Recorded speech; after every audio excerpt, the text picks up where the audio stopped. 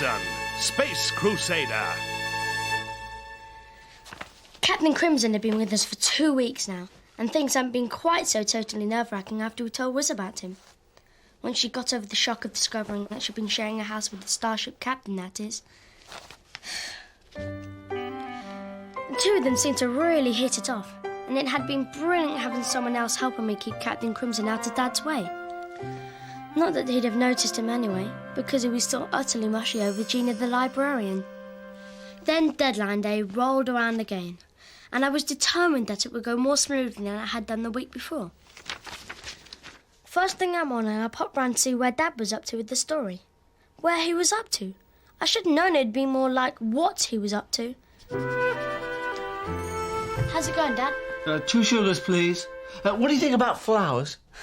Dad, Thursday today, deadline day, the day you have to deliver your Captain Crimson story, the day the editor likes to ring and scream down the phone at you. Ah, chocolates. Oh dear, milk or plain? Flowers. I know her. She does the holiday book club at the library.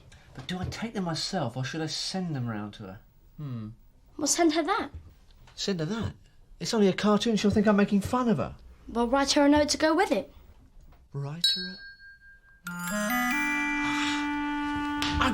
I've got it! An ace banana of an idea. Ace banana in a bucket with knobs on, 2 tassels and a heart hooter. Get off. Gina works in a library, right? So therefore she must be a woman who loves words. Poems are full of words. I shall therefore write Gina a poem and I shall go round and recite it to her myself. But what about this week's story? Oh, I wouldn't be able to concentrate until after I'd done the poem. No, I'll finish it all later, I promise. Please. OK, listen. Amy and I will go down to the cafe with Wiz, which will give you a bit of time to do your poem in peace. Hey, you're a fine upstanding fella, Thomas. I'm a fine upstanding fella. Health and happiness. Yes, Dad. It was obvious Dad wasn't capable of doing any work, so he smuggled out Captain Crimson and picked up Amy on the way to the cafe. You wouldn't think it would be hard for the 3 of us to keep the Captain out of trouble, would you? Yes, well, Wiz suddenly realised that she'd run out of cash, and that morning turned into a complete nightmare on rollerblades.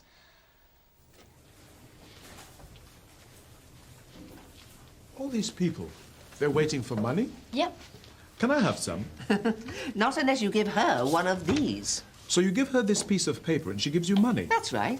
Can I have one, please? It doesn't quite work like that because... Hey, I was here first. I'm afraid, sir, that the queue starts at the other end. Oh, yeah? Well, the robbery starts here. Hang on, I've forgotten something. Right, nobody move. This is a sticker. No, it's not. It's a banana. Yeah, but it's loaded. And if you don't back off, the kid gets it. He doesn't like bananas, so you better give it to me. You trying to be funny? Right, Miss Pilbeam. Do like it says. Money in bag. I'm sorry, sir. What about the money in the bag? There isn't any money in the bag. It's empty. I want it filled with money. So you're asking me to... Telling you. Telling me to put money in your bag? Got it in one. Why didn't you say so? I'm afraid, Douglas. Douglas, that you won't get very far as a bank robber unless you make your instructions much, much clearer. Now, you may have wanted this young lady to take the money in the bag, or count the money in the bag, or even spend the money in the bag. I'm afraid there's nothing in your note to indicate your bag needed filling. Gotcha. Right, Miss Pilbeam. Put the money in the bag. And speed it up. I haven't got all day. There you go again, Douglas. How could Miss Pilbeam possibly be expected to know that you are in a hurry? Hey, I'm a robber, ain't I? I ain't exactly got time to stand around and la-di-dahs and how's your begonias? Then you should know better than to leave anything to chance. You should have told this young lady exactly how you wanted her to put the money in the bag. That's why she did it slowly. When you really wanted her to do it quickly. I'm sure Douglas would rather she did it carefully. And tidily. And secretly. Put a lid on it, you lot. You're making my head bang. I want her to do it immediately. I couldn't believe it. We were bang smack in the middle of a real live bank raid. It was 2 galaxies beyond excellent. At least it had been, up until the robber took Captain Crimson hostage. Here, quick, you drive. Are you sure that's wise? It's wiser than letting you hold the money so you can run off with it when my back's turned. Well, don't just sit there.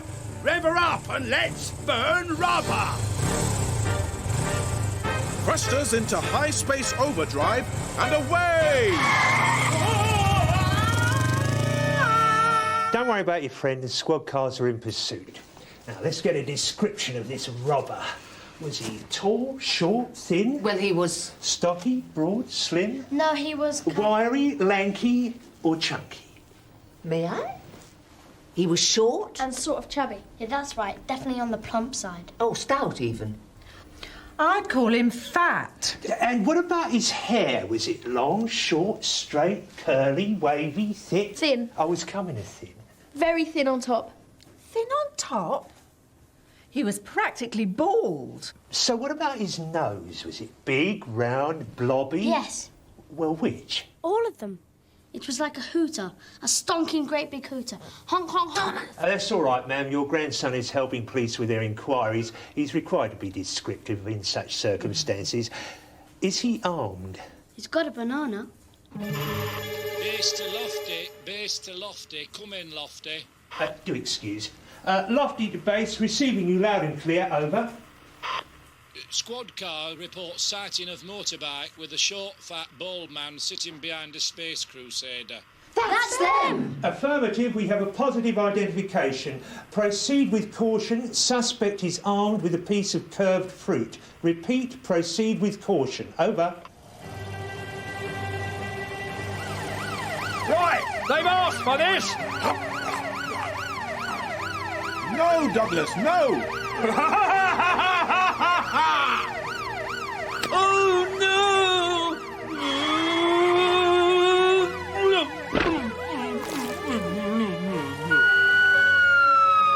Give yourself up, Douglas. A life of crime's no good for any man. Never! Turn right here! Oh! Look out, madam! Sir! Coming through!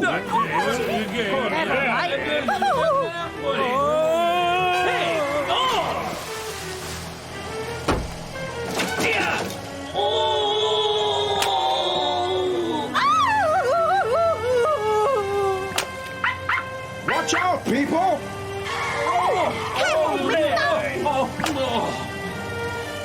I can't see. Look out, Captain! There's water down there!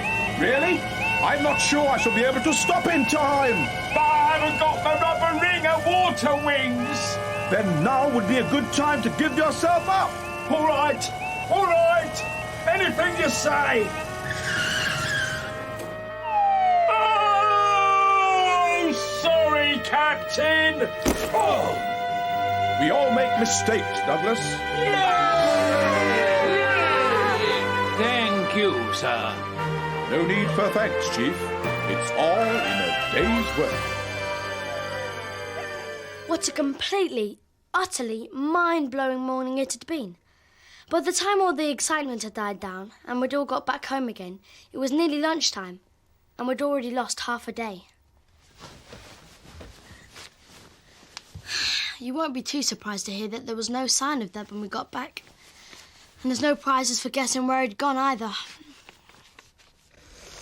Oh, Gina, dear Gina, I'd just like to say that your eyes are like...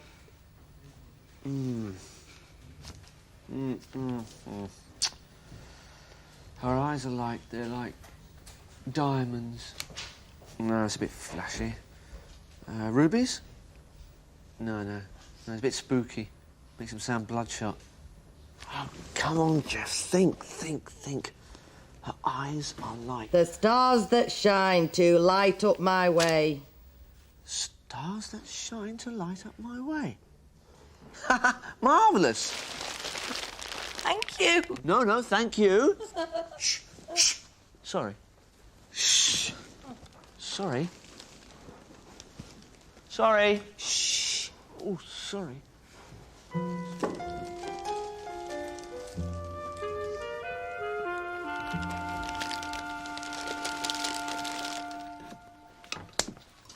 Budge out of the way, Captain. You're standing too close. So, do you two agree with me and Amy that we're going to write about the Starship Galileo transporting a precious cargo? A cargo so precious that Captain Crimson's the only man in the universe who can be trusted with it. Naturally. Somebody should try to steal it. Hey, what if the Galileo were attacked by two really evil-looking space pirates who'd sneaked on board but made far too much noise and... Two? Only two? But I am Captain Crimson. I should barely need to break into a sweat defeating a pair of pirates. No. 10. That's more like it. 10's far too many. Captain, you could never defeat 10 pirates. Nonsense! I'd swash, and I'd buckle, and I'd buckle, and I'd swash, and I'd lunge, and I'd thrust, and I'd... Soon be surrounded? I would. Definitely.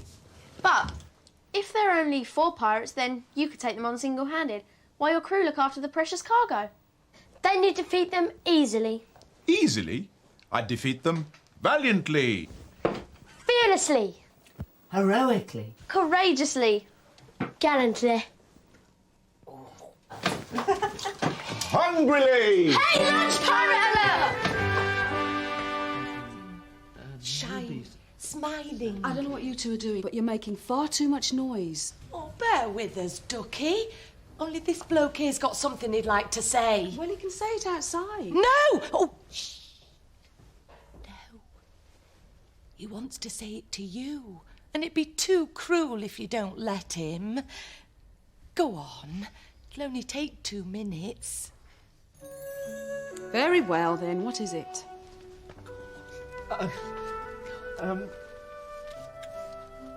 Oh, Gina, dear Gina, I'd just like to say that your eyes are like the stars that shine and light up my way.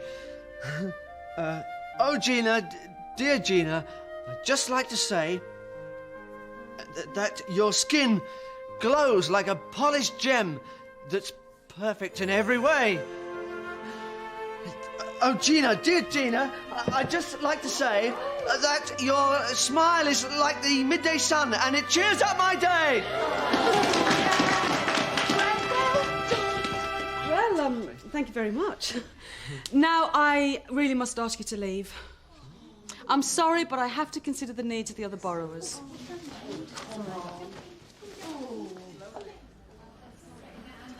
Come on, let's get out of here. Thanks again for the poem. It was really very sweet of you. Yes! So if we're going to call that one Starbeard, what should we call him? Well, he's round and sort of chunky looking. He reminds me of a meteorite. Hey, what about Meteorite Mike? Oh, I like that. Sounds like he's really fast. He'd have to be faster than the speed of light to get away from me. So it's capital M for Meteorite. And capital M for Mike. Who's next? Let's do the skinny one. He looks as thin as a laser. That's it. What about Long John Laserlegs? Oh, brilliant. So it's capital L for long. Capital J for John. And capital L for laser legs. Oh, he's pretty evil looking. What about Cutthroat something? Cutthroat Comet? Yeah, that sounds like he's really fierce. Fierce? I can defeat him with both hands tied behind my back and my pants on fire. The Adventures of Captain Crimson, Space Crusader. The Galileo was transporting a precious cargo bound for Stevenson 2. The treasure was too valuable for anyone other than Captain Crimson to deliver. Entering the planet's orbit, sir. I don't like it, Captain. It's too quiet out there. Maintain 2 minutes radio silence, Optic. The crew were uneasy as they prepared to beam down with the treasure. Should we wait 2 minutes for the captain? No, he said he'd meet us before too long. Can you two manage that? If it's not too far to walk. Look out! I spy treasure. Very hearties. Suddenly, a desperate band of reckless space pirates came hurtling towards them. Hand over the treasure! Not on your life!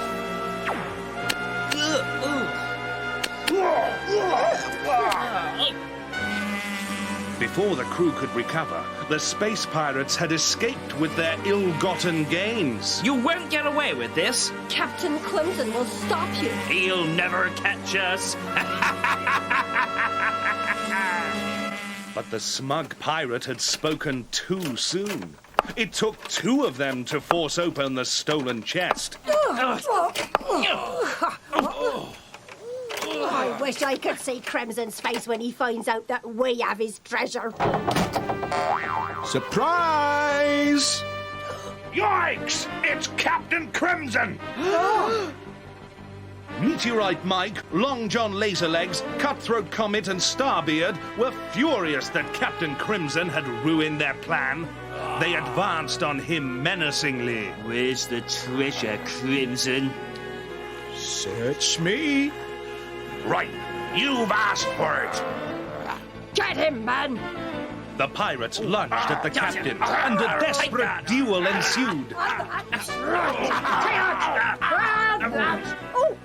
Let's see you get out of that, Crimson. Certainly. But the motley crew were no match for the swashbuckling captain. Look out below! Well caught, men. Now that Captain Crimson had captured Long John Laserlegs and his unsavory crew, he could safely deliver the real cargo. How can I ever thank you, Captain Crimson? No need for thanks, sir. It's all in a day's work. Dad came back just after we'd finished and he thought our story was excellent. He was 2 galaxies beyond happy because Gina had liked his poem. Wiz, Amy and I all had another think about how to send the captain back home again, but we couldn't come up with anything. He didn't seem to mind though. He was having a fantastic time and we were all enjoying his company too, even if things did get unbelievably hairy at times. Will it upset the captain too much when he's not invited to Amy's birthday party? What happens when Jeff discovers that 2 is company and 3's a crowd? And why do Thomas and Amy have to write a Captain Crimson story when Jeff's already done one? Then there'd be 2 stories, wouldn't there? It's all simply too confusing, so tune in next week to Captain Crimson. Watch this space.